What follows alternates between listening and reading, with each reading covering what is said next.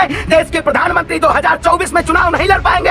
ये मैं भगवा की कसम खा के कहता हूँ। इनके डिग्री में कहीं ना कहीं दाल में काला है, पूरी दाल काली है भारतीय जनता पार्टी। भारतीय जनता पार्टी में आज हिंदू नेताओं की होड़ लगी हुई है। अमित शाह हिंदू नेता में आगे हैं, या योगी जी आगे हैं, या हेमंत बिस्वा आगे हैं, या मामा आगे हैं। मामा, काका, नाना, सबको हिंदू राष्ट्र की राह पे ले जाया जा रहा है। कहता हूँ रामनवमी तो बहाना है, देश को जलाना है, बीजेपी का एजेंडा है। क्रिकेट भी नहीं चाहती हिंदू मुसलमान अलग हो, लेकिन भारतीय जनता पार्टी चाहती है कि देश में लोग त्योहार भी प्यार और अमन चैन से न मना पाए। अगर आप डिग्री की बात करेंगे प्रधानमंत्री से तो जुर्माना लग जाएगा। क्या वाकई में अगर विकास की बात करेंगे तो जेल की सलाखों में पीछे चले जाएंगे? क्या यही भारतीय जनता पार्टी का खेल है? राम राज्य के नाम पे देश के विपक्षी नेताओं को जेल भेजने का काम है, देश के विपक्षी नेताओं की आवाज को दबाने का काम किया जा रहा है। यही मोदी जी का राम राज्य है, यही मोदी जी का अखंड विश्व भारत बन रहा है। मोदी जी का अखंड भारत नहीं बन रहा है। ये देश के नेताओं को जेल में डाल के देश का खंड खंड करना चाह रहे हैं। बताएं मर्दों वाली कौन कौन सी भारतीय जनता पार्टी के नेता? कोई कहेंगे अजान पे किसी को सर दर्द हो जाएगा, किसी को मदरसे से दिक्कत है, किसी को पता ना कौन कौन से वो क्या बोलते हैं उसको मस्जिद से दिक्कत है। लेकिन भारतीय जनता पार्टी आपको हिंदू मुसलमान के नाम पे बांट के इस देश पे राज करना चाहती है। ऐसे सत्ताधारियों को देश की जनता बेदखल करेगी और 2024 में भारतीय जनता पार्टी का सुपड़ा साफ होगा। पूरी तरीके से जनता तैयार है और भारतीय जनता पार्टी को चुनौती देने के लिए। के बहुत बहुत धन्यवाद। सही बात, आपने बहुत अच्छी बात कही कि बीजेपी ने जिस तरीके से क्रोनोलॉजी के जरिए राहुल गांधी को संसद की सदस्यता से निष्कासन करवाने का काम किया, वाकई में कहीं ना कहीं ये बहुत बड़ी ओछी राजनीति है। लोकतंत्र के इतिहास में ऐसा पहली बार हो रहा है जब किसी को कल सज़ा सुनाई जाती है और उसके दूसरे दिन संसद की सदस्यता छीन ली जाती है। लेकिन राहुल गांधी जी एक निडर हैं और सच के साथ खड़े हैं। सच की आवाज़ को दबाया नहीं जा सकता। भारतीय जनता पार्टी इस देश में सच का खात्मा करना चाहती है। कैसे पूरे देश में धर्म के नाम पे आग लगाने का काम किया है, ये कहीं ना कहीं पूरी तरीके से भारतीय जनता पार्टी का षड्यंत्र है। मुख्यमंत्रियों को साथ में लेकर जा रहे हैं राहुल गांधी। देखिए मैं कहता हूँ सभी नेता जाएंगे, मुख्यमंत्री की बात वहाँ नहीं है, सभी विपक्षी नेता जाएंगे। सभी लोग जितने कांग्रेस के बड़े बड़े नेता हैं सभी लोग वहाँ पहुँचे हैं और जो उनके साथ समर्थक पहुंचे उनको हिरासत में ले लिया गया। भारतीय जनता पार्टी एक ऐसी पार्टी बन चुकी है कि आज अगर आप जनतंत्र की आवाज को उठाएंगे तो आपकी संसद की सदस्यता छीन ली जाएगी। अगर आप डिग्री की बात करेंगे प्रधानमंत्री से तो जुर्माना लग जाएगा।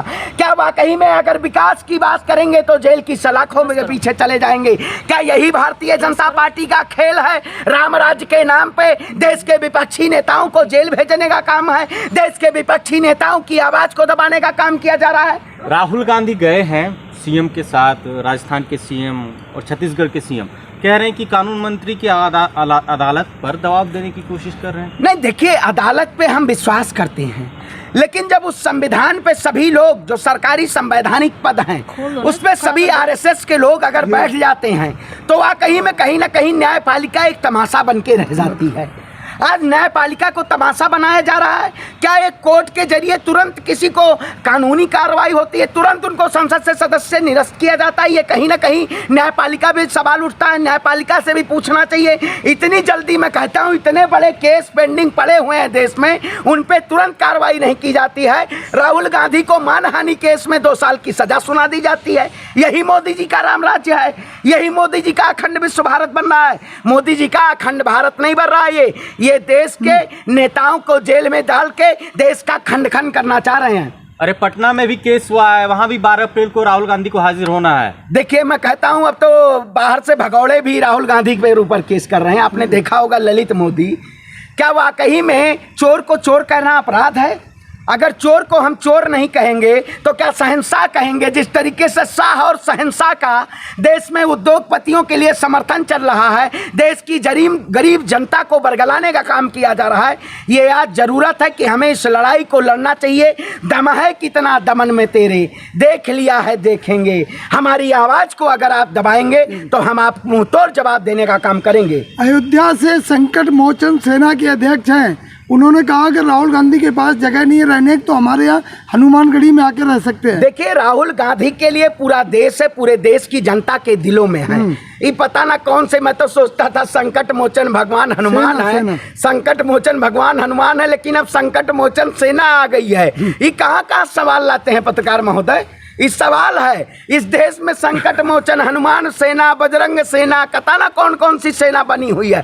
ये दलों के नाम पे दलदल बना के बैठे हुए हैं, ये देश को दलदल की आग में झोंकना चाहते हैं। लेकिन आज लोगों को सारे विपक्षी नेता अब आवाज उठा रहे हैं, देश के प्रधानमंत्री 2024 में चुनाव नहीं लड़ पाएंगे।